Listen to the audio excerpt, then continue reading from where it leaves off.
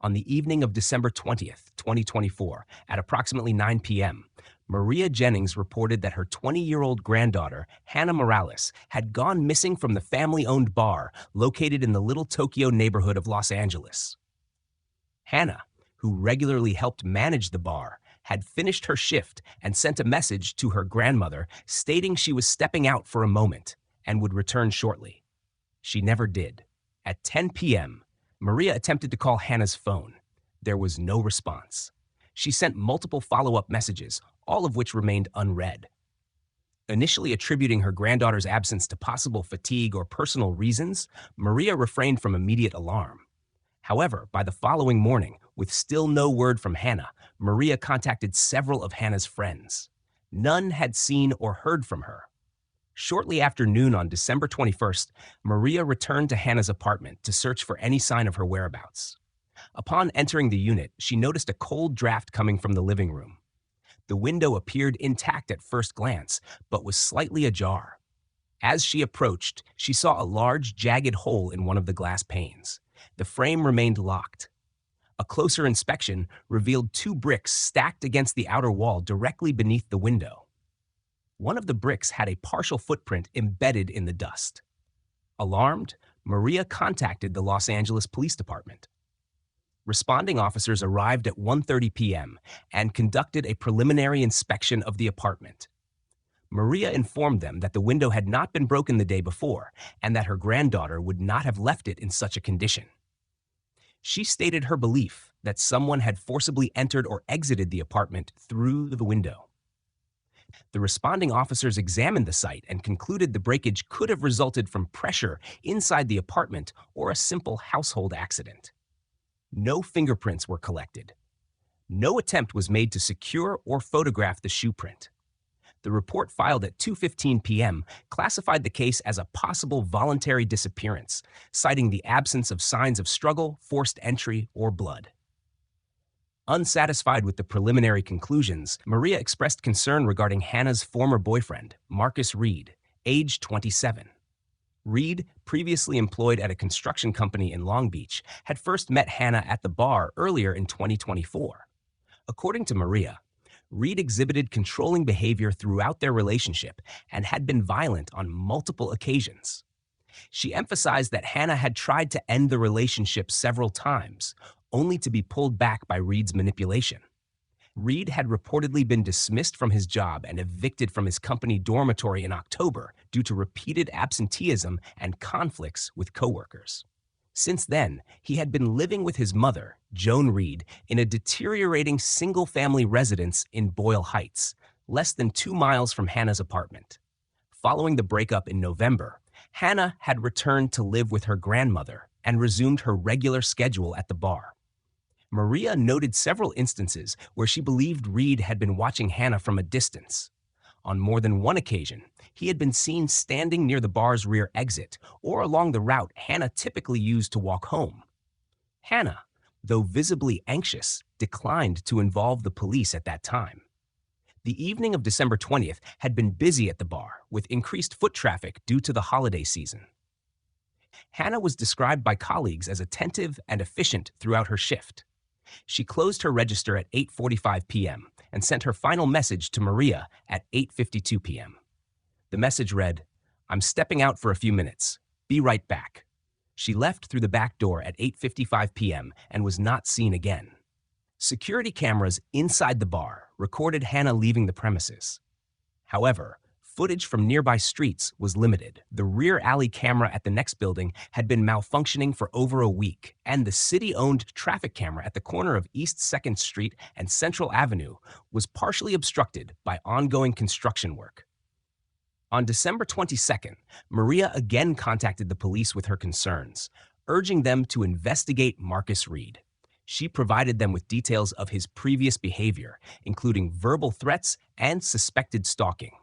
The officer on duty recorded the complaint, but reiterated that, without concrete evidence of foul play or a direct threat to Hannah's safety, the department could not elevate the case to a criminal investigation. At 3 p.m. the same day, Maria's son, Benjamin Morales, arrived in Los Angeles from San Diego and personally visited Reed's residence. No one answered the door. He waited across the street for several hours, but did not observe any movement inside the house. A neighbor later informed him that Reed had not been seen since Friday evening. Despite mounting concern from the family, law enforcement remained firm in their stance. The case remained classified as a voluntary disappearance, and no search was initiated. By December 23rd, family members began circulating Hannah's photograph and personal details across social media, calling for public assistance. The post read, "Missing since Friday night. Last seen leaving our family's bar in Little Tokyo. Any information, please call the number below. We just want her home." No credible leads emerged. The window remained broken, the bricks remained untouched, and Hannah Morales remained missing. In June 2024, Hannah Morales contacted the Los Angeles Police Department for the first time regarding Marcus Reed. She reported that he had become increasingly aggressive and controlling. On the evening of the call, she had arrived home late from work. Reed confronted her, accusing her of being with another man. The argument escalated. Fearing physical violence, Hannah locked herself in the bathroom and dialed emergency services. Officers responded and transported both individuals to the station for questioning. Hannah stated that Reed had not physically assaulted her that night, but insisted she feared for her safety. She expressed a desire to end the relationship, but worried that Reed would retaliate. Reed denied any aggressive behavior, attributing the incident to miscommunication and jealousy. Without physical evidence of violence, officers classified the event as a domestic dispute. No charges were filed. Hannah was escorted home. 1 month later, a detective followed up. Hannah stated that she and Reed had broken up. She confirmed that he had returned all her belongings and was no longer contacting her. The case was marked as resolved and closed.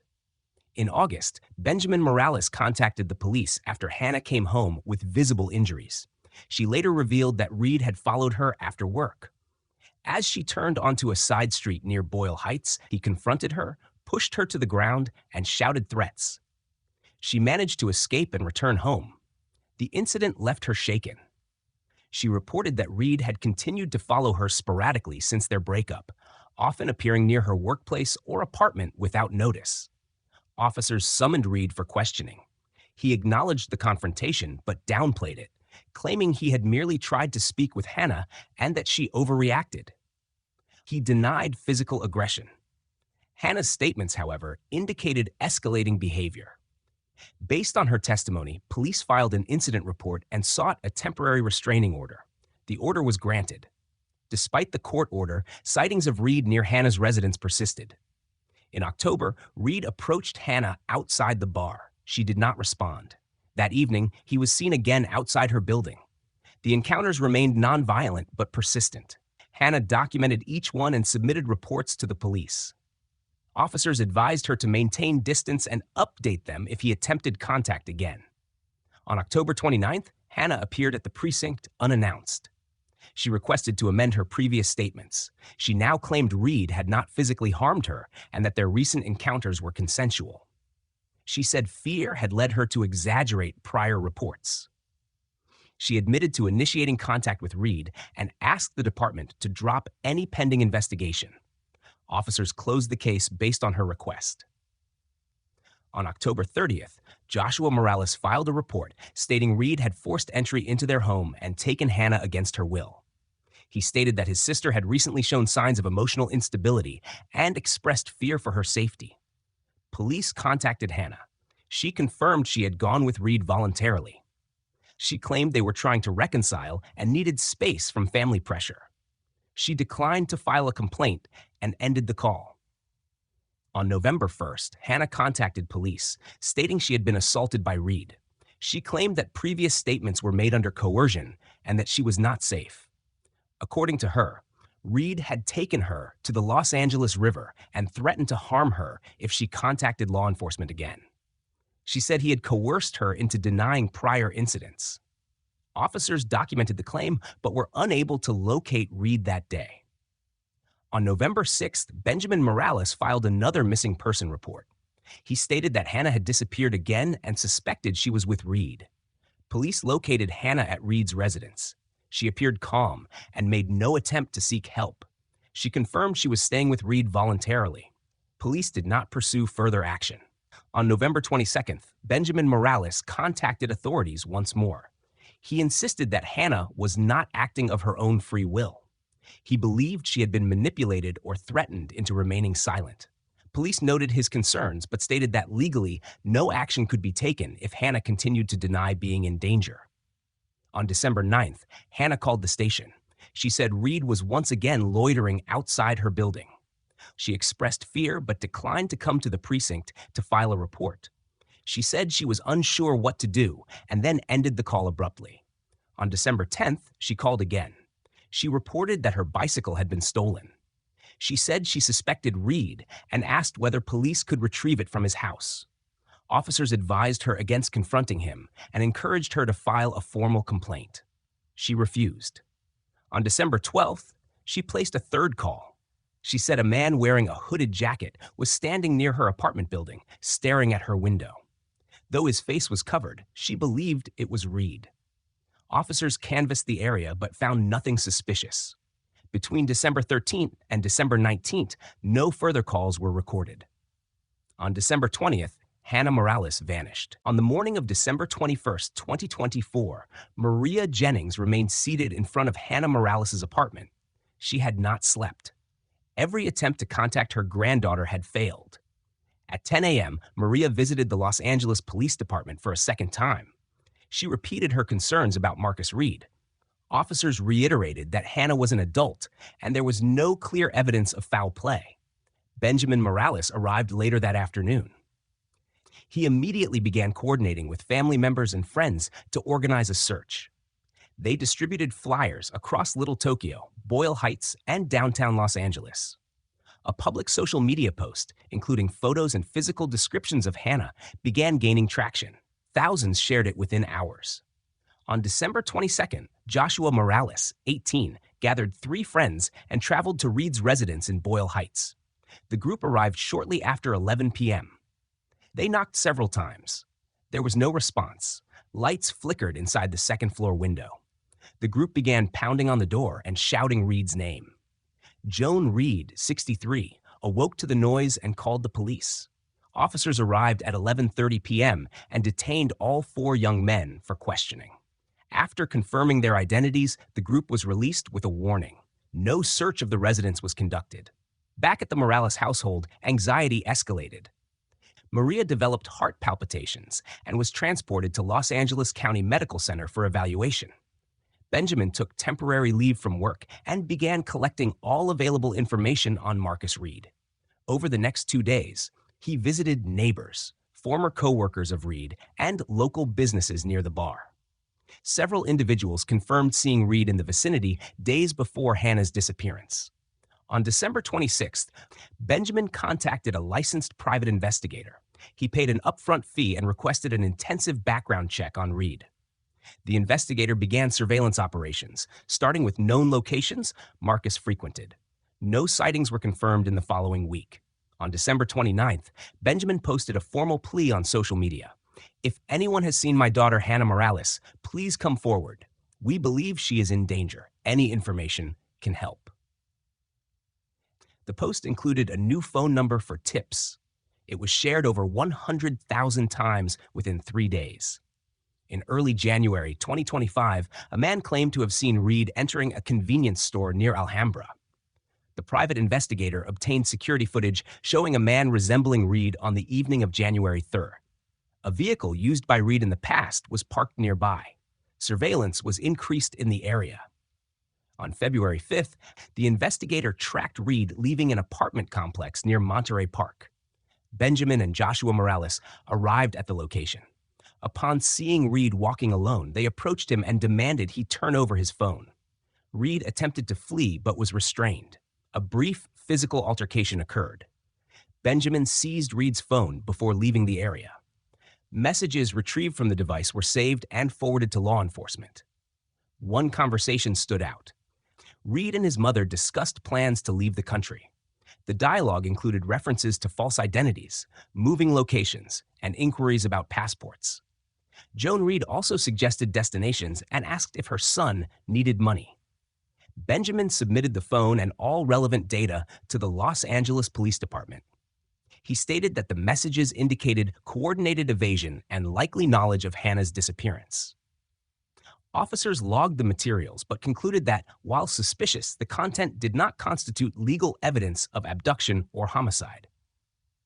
On February 17th, the private investigator discovered Hannah's missing bicycle near Reed's home in Boyle Heights. The bicycle was intact. Inside the front basket was a purse containing identification, keys, and Hannah's apartment access card. Benjamin called the police and requested immediate forensic examination. Officers arrived and agreed to lift fingerprints from the bicycle frame and handlebars. The results, returned 4 days later, confirmed Marcus Reed's fingerprints on both grips. Benjamin urged police to bring Reed in for questioning. Before they could proceed, Joan Reed contacted the station and reported that her son had not returned home since February 18th. She claimed he was unreachable and may have left the state. This development deepened Benjamin's concern. He stated that Reed had been preparing to flee and warned authorities weeks earlier. The delay in action, he argued, allowed the suspect to escape. Media attention intensified.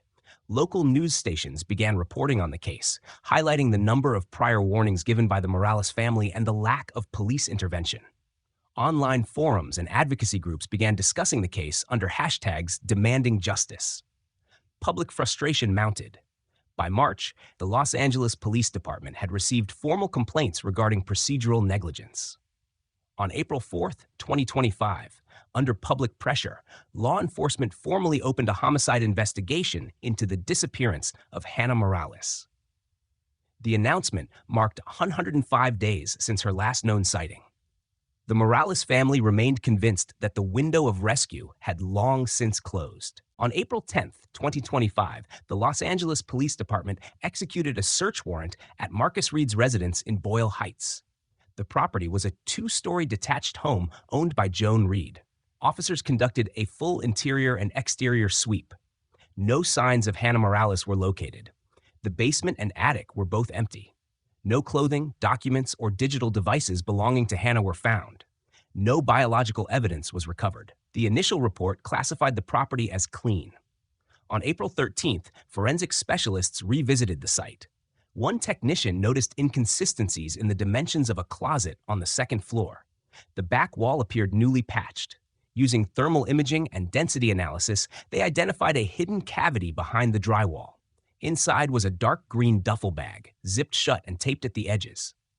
Inside the bag was a decomposing female body wrapped in layers of fabric and plastic. Identification was made through dental records. The victim was Hannah Morales. An autopsy was ordered immediately. The coroner's preliminary findings estimated time of death between mid-March and early April. Due to the state of decomposition, the exact cause of death was undetermined. No external injuries were identified. No traces of sedatives or toxins were found in the initial toxicology screen. News of the discovery spread quickly. The Morales family was notified within the hour. Maria Jennings collapsed upon hearing the confirmation. She was hospitalized for the second time. Benjamin Morales arrived at the station but was not permitted to view the remains. Police issued a brief press release confirming that the body of Hannah Morales had been recovered and that the case was now being handled as a homicide. Over the following days, neighbors began reporting observations. One resident recalled faint cries heard during the early hours in late March, but believed it was a domestic argument. Another described hearing thuds and dragging sounds around the same time. None of the witnesses had reported the incidents. No one had seen Hannah entering the property. Public outrage intensified. The Morales family held a press conference outside LAPD headquarters, accusing the department of negligence and delayed action.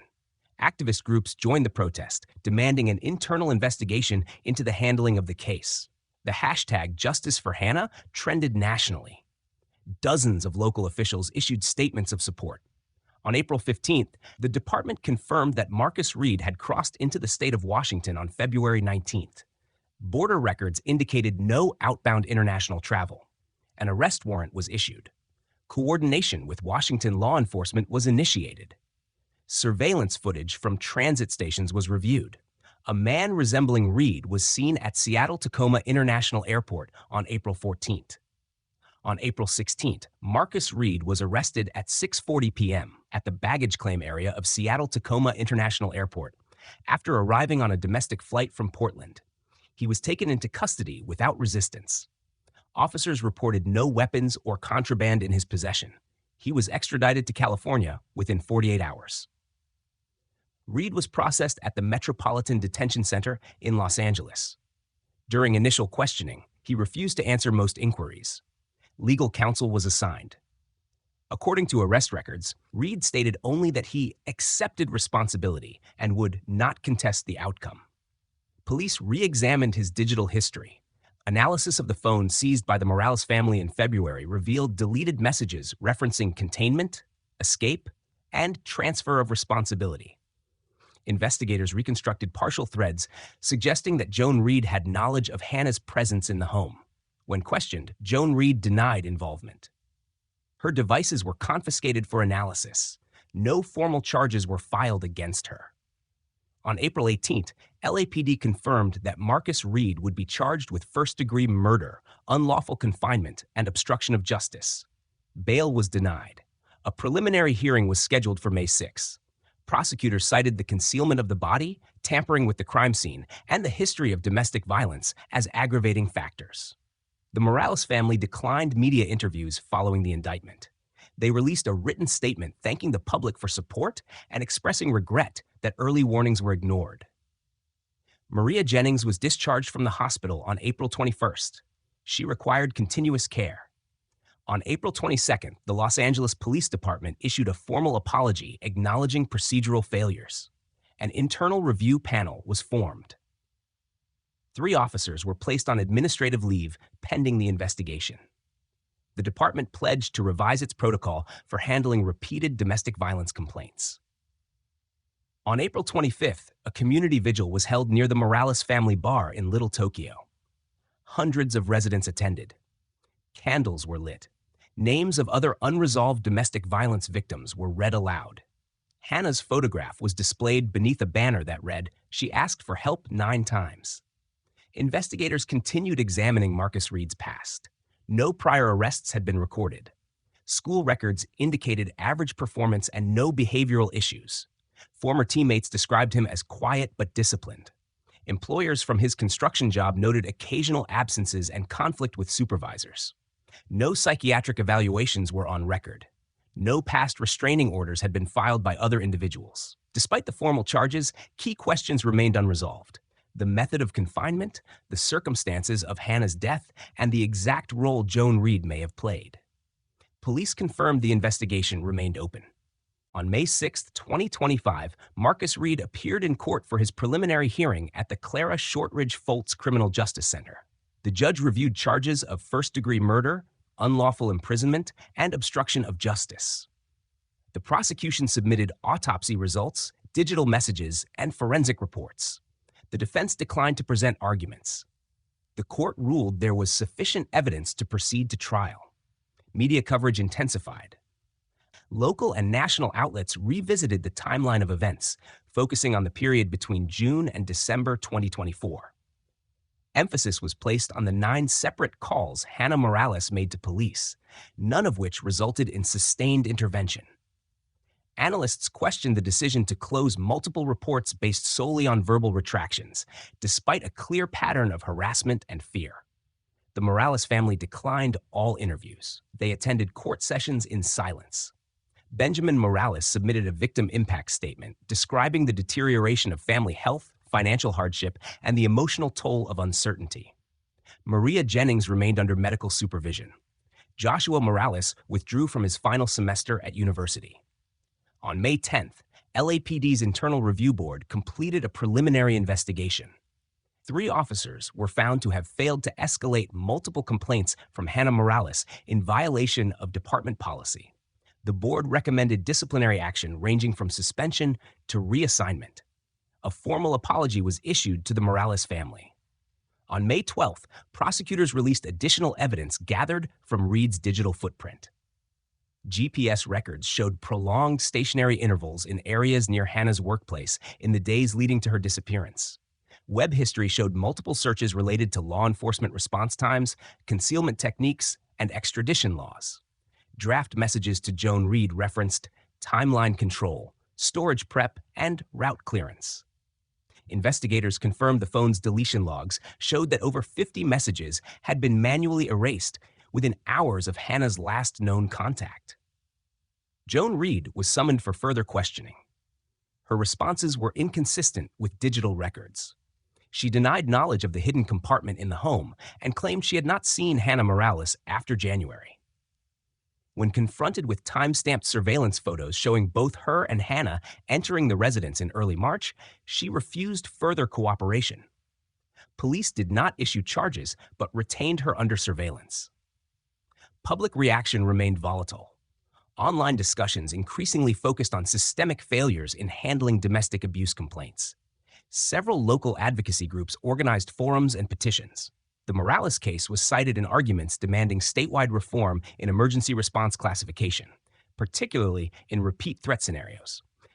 On May 19th, the Los Angeles District Attorney's Office filed an additional motion requesting that all of Reed's devices and accounts be subject to forensic review, including encrypted backups. The motion was granted.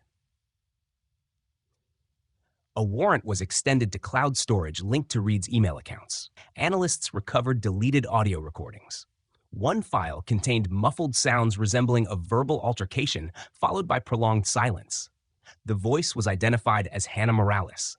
The timestamp corresponded to March 17th. By May 25th, analysts confirmed metadata from the recording matched a location inside Reed's home. Prosecution interpreted the file as indirect evidence of Hannah's final hours. Defense counsel filed a motion to exclude the recording, citing lack of clarity and potential misidentification. The court deferred the ruling pending a hearing. On May 28th, new evidence emerged. A neighbor of Reed submitted a previously unreported security camera recording from March 16th. The footage showed Joan Reed carrying multiple plastic containers from the back of a vehicle into the residence. The footage was consistent with the timeline during which investigators believe Hannah was being held captive. The containers resembled those later found in the hidden compartment. Police reclassified Joan Reed as a subject of interest. The Morales family requested increased protection. Benjamin Morales reported receiving an anonymous letter warning him to leave the case alone. Police traced the envelope to a public mailbox in Santa Monica, but were unable to identify the sender. No physical fingerprints were recovered. The letter was logged as intimidation, but did not alter the ongoing case strategy. By the end of May, the prosecution finalized its witness list. It included forensic technicians, digital analysts, 2 former co-workers of Reed, and a medical examiner. No civilian witnesses from the Morales family were scheduled. The trial date was set for July 15th. Law enforcement issued a formal statement acknowledging the unprecedented public interest in the case. They confirmed that the investigation remained active and that any further findings related to Joan Reed would be handled through a separate prosecutorial process. Marcus Reed remained in solitary confinement at the Metropolitan Detention Center. No visitors were registered since his arrest. He submitted no new legal motions. Bail remained denied. The Morales family resumed private mourning in advance of the trial. No statements were released. On July 15, 2025, the trial of Marcus Reed began at the Superior Court of Los Angeles County. He faced charges of first-degree murder, unlawful confinement, obstruction of justice, and evidence tampering. The prosecution presented physical evidence, digital records, audio files, surveillance footage, and witness testimonies. The defense maintained a strategy of limited cooperation. Reed refused to testify. His attorney entered a plea of not guilty, but declined to present alternative theories or cross-examine most witnesses. Court proceedings lasted 12 days.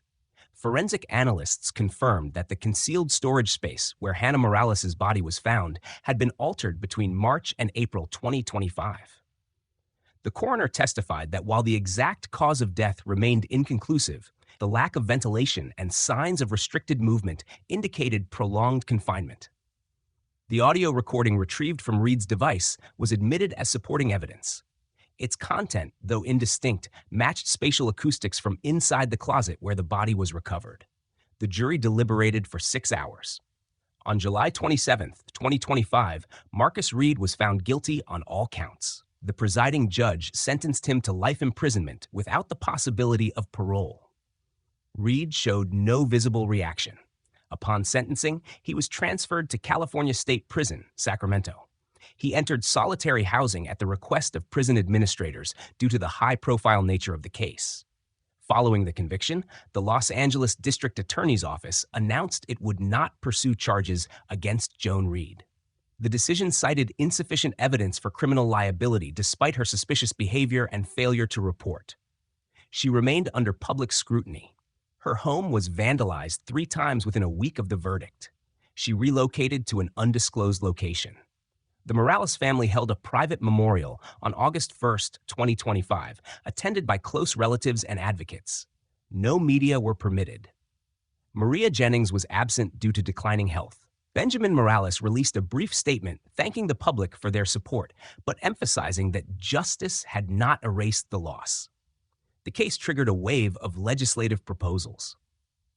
On August 15th, the California State Assembly introduced the Morales Act, aimed at reforming law enforcement response protocols to repeated domestic violence complaints.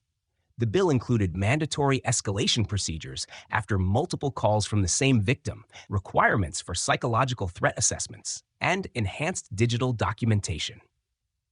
It passed the Assembly with overwhelming support and was signed into law on September 2nd, 2025. Within the Los Angeles Police Department, disciplinary actions continued.